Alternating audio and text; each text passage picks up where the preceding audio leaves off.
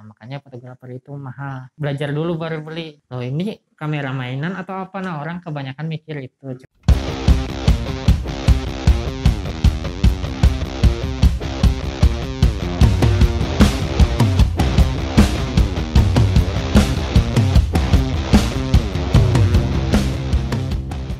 Oke, kembali lagi di segmen Basura. Kali ini kita bersama seorang fotografer profesional. Iya, fotografer, videografer juga.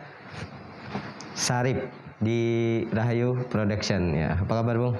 Alhamdulillah, baik. Gimana aktivitas pekerjaannya?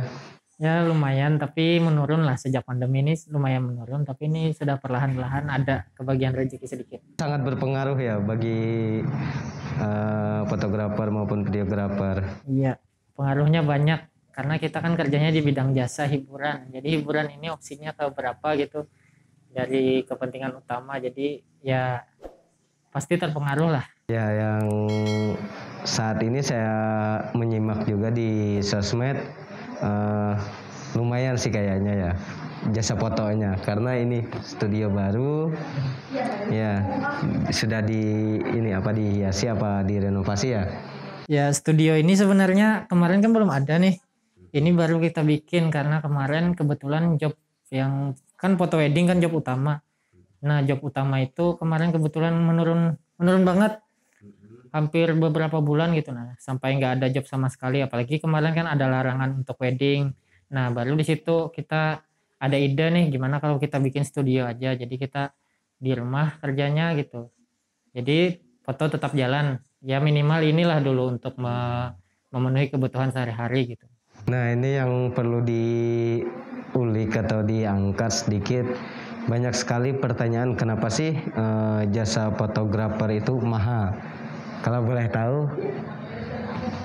Ya kenapa fotografer mahal? Itu sebenarnya banyak sih pertanyaan kayak gitu di sosmed, banyak. Kemarin ada yang nyinggung-nyinggung apaan sih cuma moto-moto doang, aku juga bisa pakai HP bentar gitu, cuma jepret-jepret doang. Nah itu sebenarnya kurang tepat ya, karena namanya fotografer ini itu kan kerja juga, pekerjaan di bidang jasa gitu. Nah dimana-mana semua pekerjaan itu nggak ada yang gampang tuh, yang gampang kan tidur ya. Nah jadi namanya kerja susah sih, kalau dibilang susah gampang bisa juga gitu. Nah cuma satu hal yang perlu mungkin teman-teman tahu, mungkin nih Pak Hairil ini kan sudah menikah kemarin ya. Kira-kira sehari itu kan resepsi kemarin, capek nggak setelah resepsi itu kan? Capek kan seharian gitu berdiri. Nah fotografer sama kayak gitu, berdiri dari pagi sampai siang juga, sampai acara selesai kita moto berdiri gitu. Nah jadi itu memang perlu tenaga besar gitu. Nah setelah selesai acara kita pulang itu bukannya tugas selesai, tapi kita lanjut lagi di rumah, lanjut edit dan sebagainya sampai menyelesaikan fotonya bisa diterima nanti oleh konsumen. Jadi sesuai. Kenapa sih mahal? Karena memang ini nggak mudah juga gitu. Nah karena sesuai dengan tenaga yang kita keluarkan, itu satu. Yang kedua juga ilmunya sih yang penting gitu. Nah karena nggak semudah itu, kata orang kan saya yang jepret-jepret juga bisa. Sebenarnya nggak semudah itu, karena ini kan kita menangkap momen. Namanya momen ini bukan yang diatur bisa diulang kan. Orang akad nikah misalnya di situ ada masalah gelap dan sebagainya, kita harus cepat di situ, harus dapat momennya, kita jepret di situ. Kalau itu nggak dapat, taruhannya kita dimarahin orang kalau nggak dapat. Jadi itu juga yang penting. Jadi karena keilmuannya yang juga harus kita hargai, makanya fotografi ini tadi dibilangnya fotografer profesional, klarifikasi dulu. Belum fotografer profesional ya.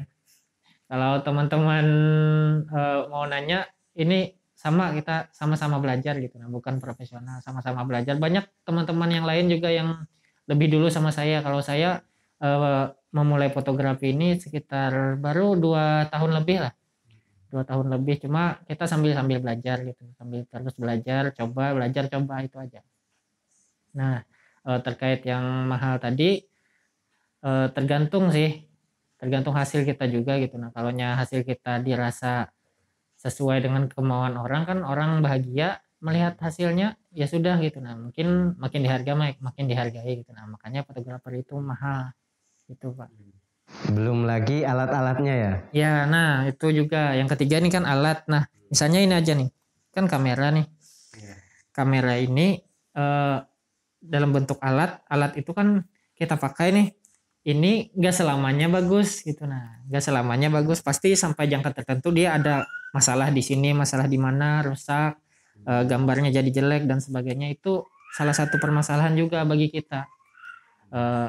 Kalau modalnya belum kembali, ya kita rugi kan. Jadi fokus kita pertama kan alat-alat fotografi ini kebetulan makin hari makin mahal.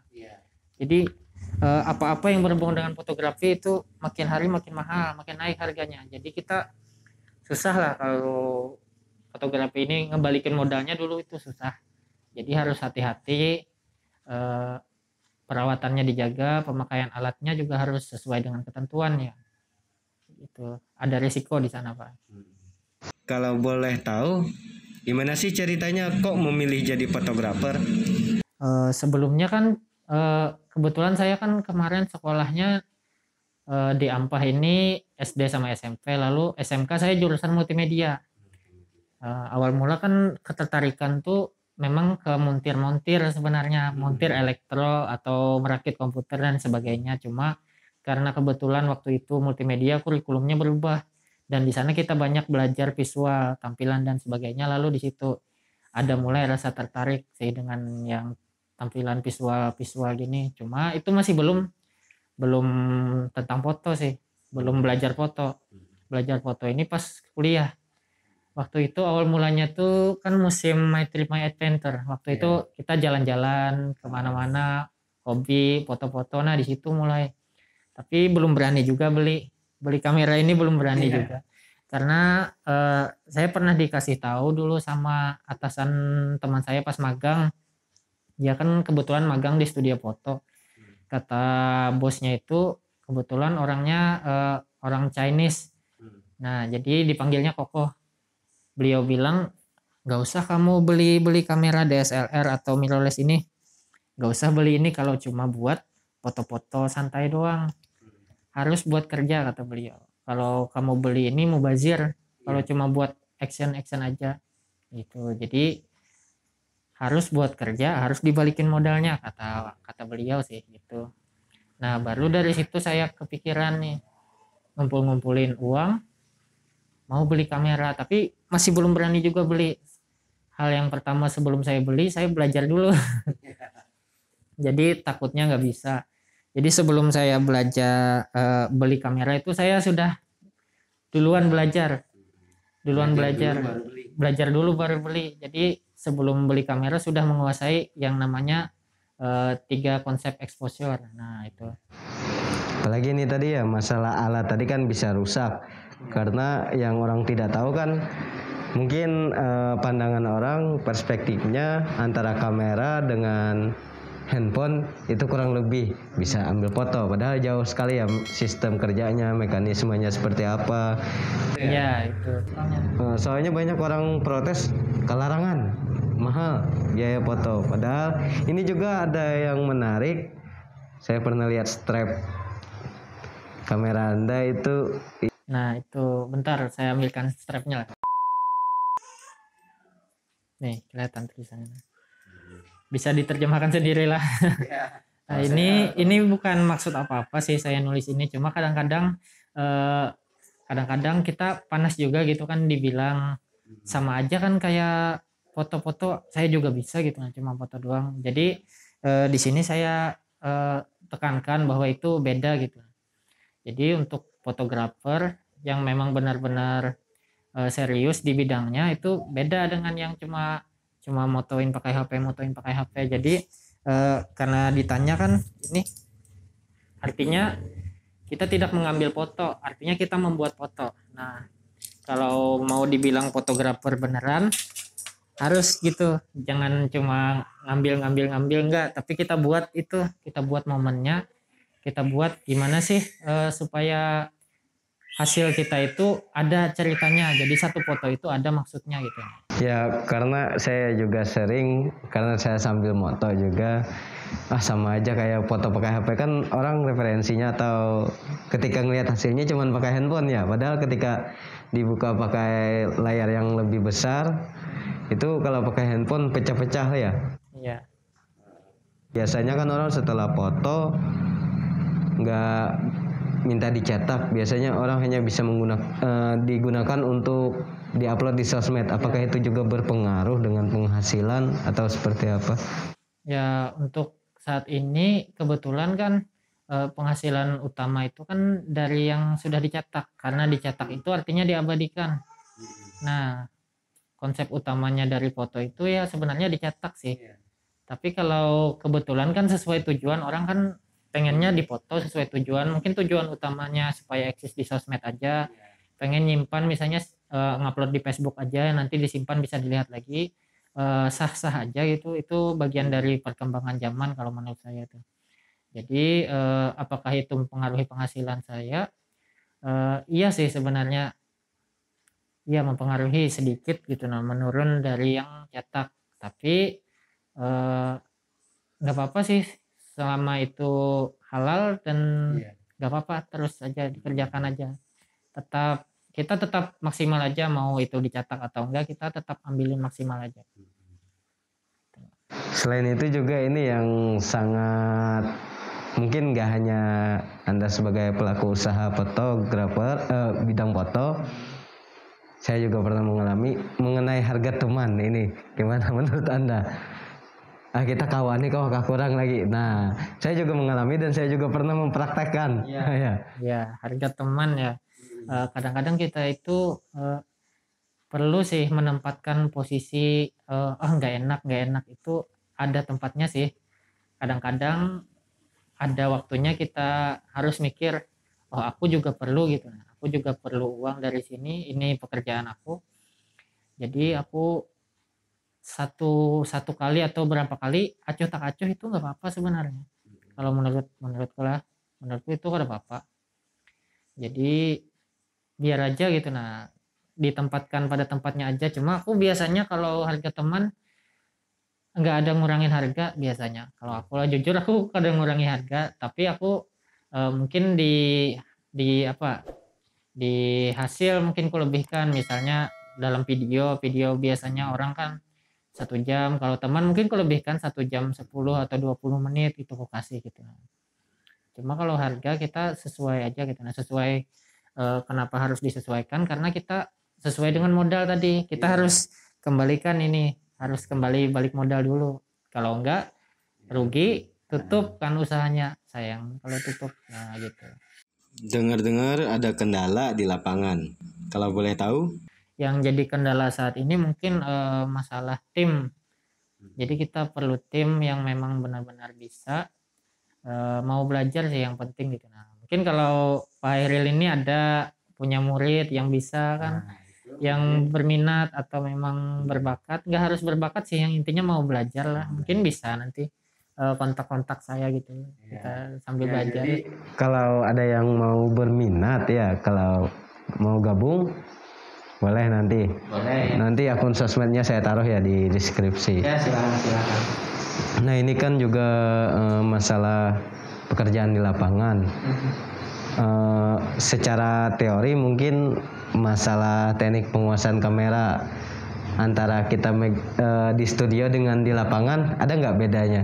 Pasti ada beda, karena kalau studio ini kan kita atur sedemikian rupa nih, mau cahaya yang gimana, mau tampilan yang gimana. Kita kan foto ini kan artinya menangkap cahaya, jadi tergantung sekali dengan suasana di lapangan. Kalau studio kita sudah setting sedemikian rupa lampunya dan sebagainya. Kalau di lapangan itu pasti jauh beda, banyak hal-hal yang harus kita pikirkan. Cuma kalau di lapangan itu kan kendala yang biasa kita temui itu pertama kan cahaya yang berubah-ubah kan, kayak matahari kadang-kadang terang, kadang-kadang redup, mendung, itu kita harus bisa-bisa di sana mengatur semuanya gitu. Terus tambah lagi kalau di lapangan kendala kedua itu keadaan di sana, misalnya banyak orang lain nih, banyak kan masing-masing banyak sekarang nih kalau satu momen, apalagi kan acara adat Jawa tuh. Biasanya acara adat Jawa itu yang sakral yang harus didokumentasikan. Tapi di sana banyak entah teman, keluarga atau sekedar orang juga anak-anak masing-masing pakai HP gitu.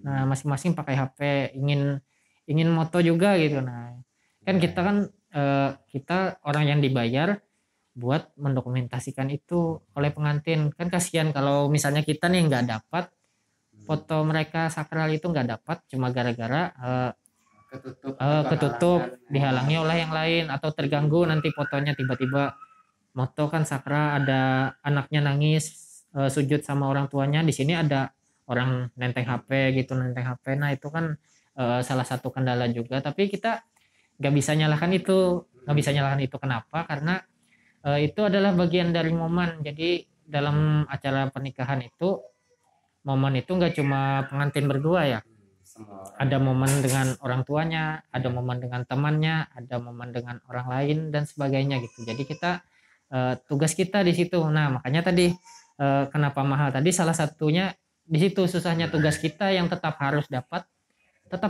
momen itu. Kalau diistilahkan datang penyungsungnya atau bedahulu ya, bulik pendudian ya. Nah, iya gitu.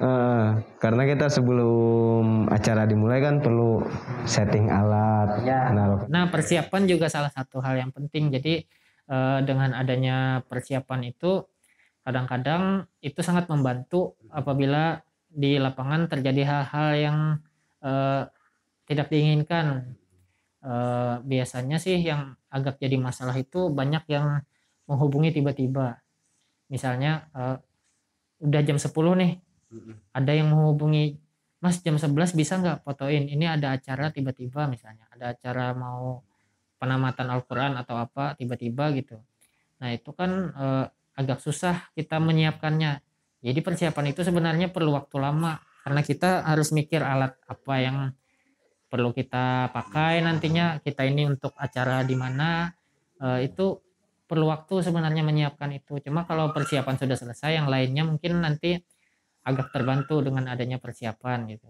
Ya apalagi kamera ya, siapa tahu lensanya lagi banyak debunya. Ya, nah itu. Kemudian baterainya habis dipakai, siapa tahu belum dicas. Nah belum dicas ya itu. Jadi berpengaruh nanti terhadap hasil. Jadi kalau Anda mau hasil maksimal nanti kalau bisa jangan yang mendadak-mendadak lah, persiapkan acara Anda gitu. Kalau Anda pengen acaranya bagus, persiapkan matang-matang acara Anda, lalu kalau sudah siap, tanggalnya, jamnya sudah tepat, karena kita menyesuaikan. Jadi fotografer dan lain sebagainya itu menyesuaikan, biasanya gitu. Dan ini juga yang perlu yang menarik ya, kalau dari beberapa zaman sampai sekarang itu bentuk kamera beda-beda, apalagi sekarang orang kenalnya kan yang gede-gede. Nah, kok Anda malah pakai kamera kecil? Apa ini jangan-jangan handphone juga? Mungkin banyak sih teman-teman yang belum tahu. Katanya kok kameranya kecil gitu kan. Kamera dulu kan besar-besar. Kalau besar itu dianggap lebih formal lah, lebih resmi lah. Oh ini fotografernya kan jelas gitu. Mungkin orang akan minggir kan melihat kamera gede ya, sebesar apalagi yang ditenteng di bahu gini kan. Orang pasti minggir gitu. Nah kalau lihat kita nenteng kamera kecil, oh ini kamera mainan atau apa? Nah orang kebanyakan mikir itu. Cuma perlu yang teman-teman ketahui, kalau yang namanya teknologi itu beda, makin kecil makin canggih biasanya gitu. Biasanya gitu, makin kecil makin canggih. Jadi jangan diremehkan sih kalau ujarku. Nah itu jangan diremehkan sih kalau ada nemu fotografer kameranya kecil. Yang penting sih bukan alat sebenarnya, yang penting fotografernya, yang penting orangnya. Kalau dia punya skill dan pengetahuan yang luas, dia punya ide-ide yang cemerlang, nggak masalah sih pakai HP pun sebenarnya bisa menyaingi kamera yang besar kalau memang dipegang oleh orang yang punya skill tinggi gitu. Jadi banyak sudah fotografer handphone saat ini, phone fotografi namanya itu sudah semakin berkembang, apalagi HP kan makin hari makin canggih, jadi kita saingan secara bersih aja gitu. Kalau memang ada yang pakai HP, kita sama-sama menghargai. Kita kebetulan bidangnya sama juga kan, tinggal adu di idenya aja. Ya, Idenya jadi aja lagi dan kreativitas masing-masing aja lagi. Gitu. Ya ini ya kadang-kadang orang malas pakai fotografer, jasa fotografer khususnya itu karena merasa memiliki handphone yang canggih. Menurut Anda gimana? Soalnya ya itu tadi pandangan orang, sama aja kayak HP kualitasnya. Padahal kan di sisi lain selain pakai jasa fotografer, khususnya ketika menangkap momen-momen foto keluarga atau apa kan sayang kan ketika salah satu anggota keluarganya dikorbankan untuk ngambil foto. Menurut Anda seperti apa? Nah itu sebenarnya kembali ke yang punya momen sendiri sih, dia sayang apa enggak sama momennya gitu. Kalau dia di level saya cukup difotoin aja, ada fotonya, wajah saya kelihatan bisa dikenal, ya sah-sah aja. Kalau mau pakai HP aja silahkan gitu. Nah, sah-sah aja. Makin berkembang zaman kan biasanya orang beda-beda. Ada yang mau aku pengen video sinematik, aku ingin hari ini aku jadi raja dan ratu gitu, aku punyanya hari ini. Nah ada yang gitu, ada juga yang mikir sederhana tadi. Jadi itu diserahkan kembali aja ke yang punya gitu, mau didokumentasikan gimana acaranya sehari itu. Kebetulan kan memang acara sakral, kalau kita wedding fotografi kan biasanya orang berharap satu kali aja wedding seumur hidup gitu. Pengennya apa, pengen yang biasa aja atau pengen yang bagus, terserah aja gitu. Jadi kembalikan ke yang punya momen aja. Iya, kenapa saya berargumen bahkan menanya seperti itu karena pandangan orang masih banyak membandingkan antara kamera dengan handphone. Nah, apalagi kamera yang kecil tadi ya. Nah, itu bisa dijelaskan nggak kira-kira kenapa kok bentuknya kecil? Nah, Atau jenis apa kamera? ya kamera ini kan dulu kan dari zaman yang pertama dulu memang besar-besar gitu. Nah, apalagi pakai roll film masih dulu. Nah, roll film. Jadi kalau sekarang kan pakai memori. Yang dulu ada dua macam yang lagi populer saat ini, ada dulu DSLR, ada mirrorless. Nah, yang ini kan mirrorless nih. Kebetulan ini ukurannya lebih kecil, jangan pandang lensanya lah. Biasanya kan kameranya ini aja nih. Kameranya cuma sebagian ini aja, kecil. Nah, kalau yang lensa dan lain ini aksesoris aja. Tapi ini mirrorless ini bedanya dengan DSLR, orang sudah memutakhirkan namanya. Jadi memutakhirkan teknologi. Jadi semakin dia ke sini makin populer mirrorless ini. Karena apa? Karena dia punya banyak fitur. Jadi yang penting itu bukan ukuran sebenarnya. Kembali lagi, bukan ukuran, mau yang kecil mau yang besar sebenarnya nggak masalah, selama yang penting itu kita yang memegangnya gitu. Nah, punya ide yang seperti apa, kreativitas seperti apa. Cuma kamera kecil ini intinya nggak bermasalah, nggak bisa dibilang yang kecil yang lebih kalah dengan yang besar gitu. Nah, yang kecil ini belum tentu kalah dengan yang besar. Jadi kembali lagi ke yang megang kamera gitu sebenarnya. Apapun kameranya. Termasuk handphone tadi. Termasuk handphone bisa juga lebih bagus daripada kamera. Oke, jadi kita sudahi surahan hari ini.